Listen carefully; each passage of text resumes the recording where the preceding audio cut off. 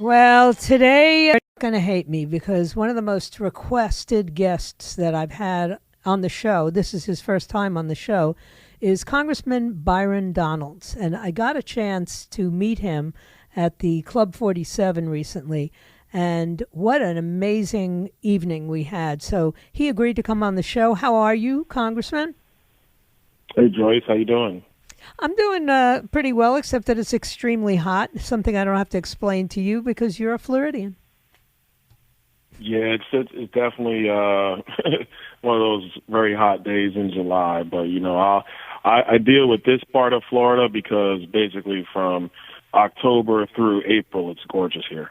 It sure is. And I like the heat. I'm just a tropical kind of gal. But I have to tell you, since I spoke about you the day after I met you, I was getting emails and text messages and stuff posted on Facebook. You got to get him on the show. You got to get him on the show. You have become sort of a celebrity. I cannot understand how Congress is holding these meetings, committee and hearings, and listening to genuine whistleblowers. I mean, the last guy that spoke, he's a Democrat, and he said this is just Yep. so much corruption that we can't tolerate it. What does it feel like to be sitting there and hear that?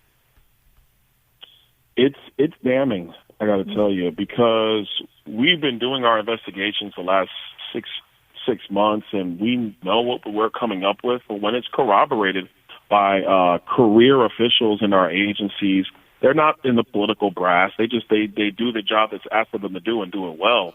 And for them to report in open hearing about this, and the thing that's even more disgusting is the Democrats just ignore it. Like it'd be one thing if they tried to attack the evidence, attack the information. They didn't even want to do that. All they wanted to do was, talk about Donald Trump, because they know this is so terrible that Joe Biden is compromised, that he's on the take, his family's on the take, and they were selling his influence, which is public corruption, to countries and companies around the world. So it's so disgusting to see this, and especially when you see the policies coming out of this White House that are not putting the country first in line. It puts America last in line. I mean, it makes more sense today because Joe Biden was taking money from foreign countries. Yeah. So, of course, he's not acting in our best interest.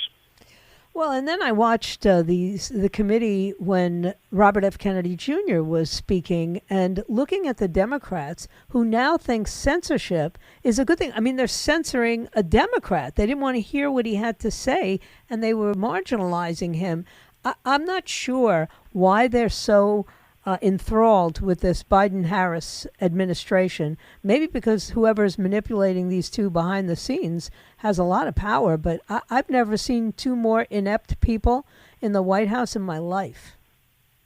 Well, I think the reason why they're in protect mode is because the radical left's agenda is being accomplished by Joe Biden.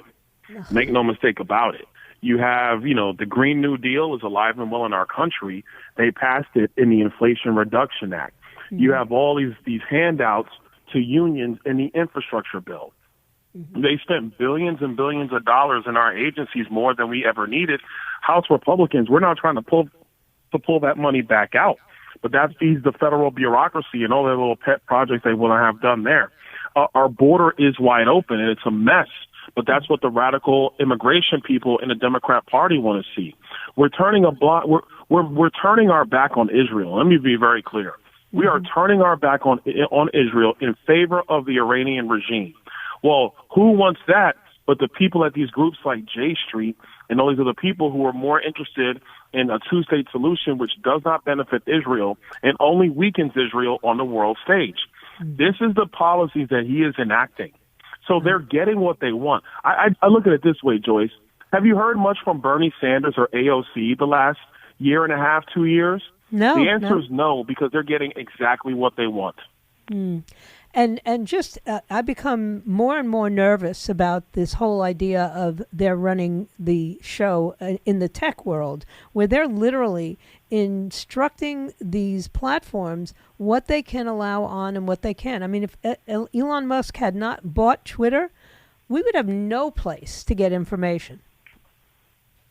Totally true. You have the CDC, the FBI, the DOJ, and the White House have all censored speech on our social media platforms, and they have used the power of government to do so. Mm-hmm.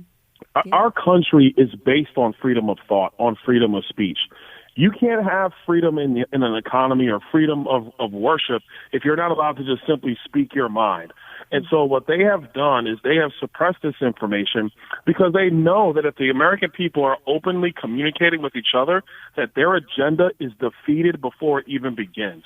This is what we're dealing with. So, my message to Republicans and even independents who are watching, and yes, you know what?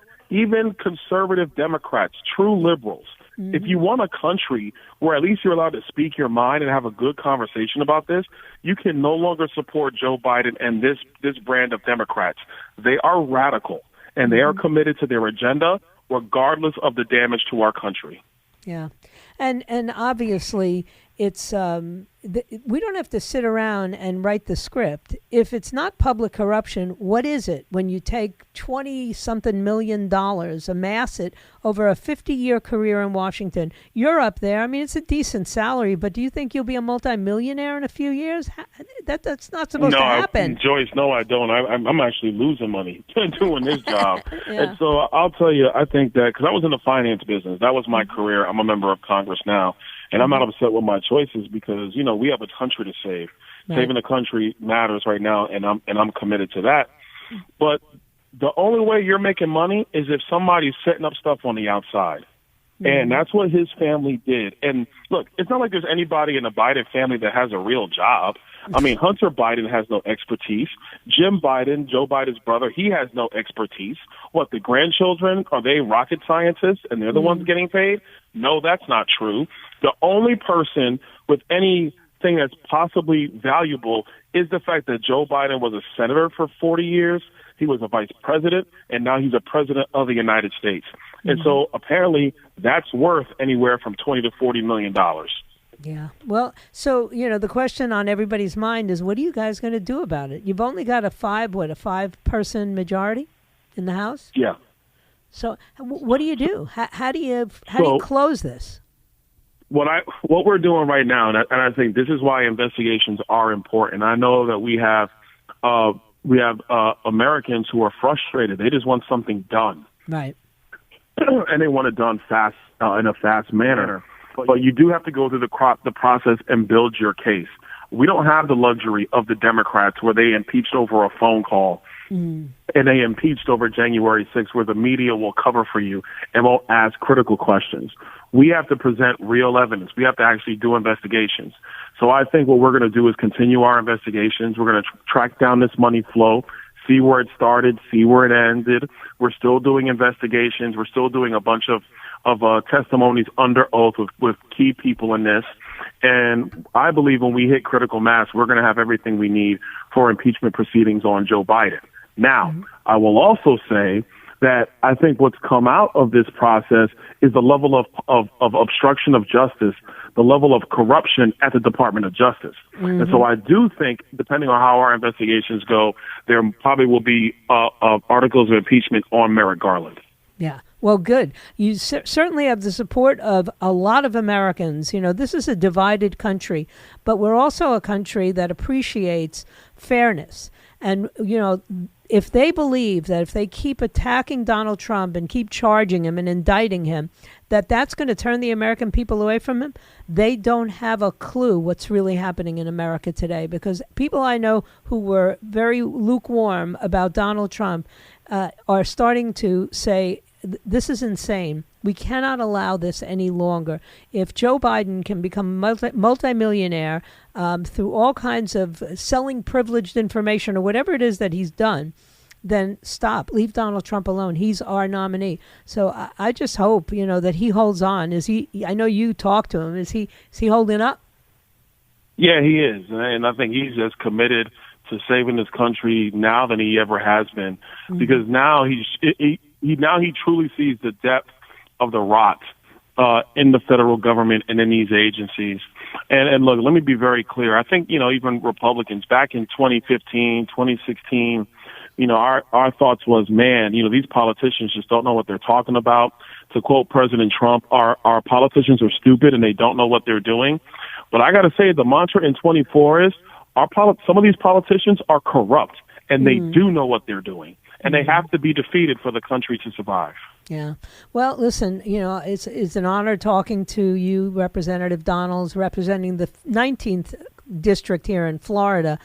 Now I represent a great district in Florida and the best state in the country. And, Joyce, the mission doesn't change. We're going to do everything we can to save the country. Yeah, and your wife's involved in the mission, too. We got to take this country back, and it might just be moms and dads who do it.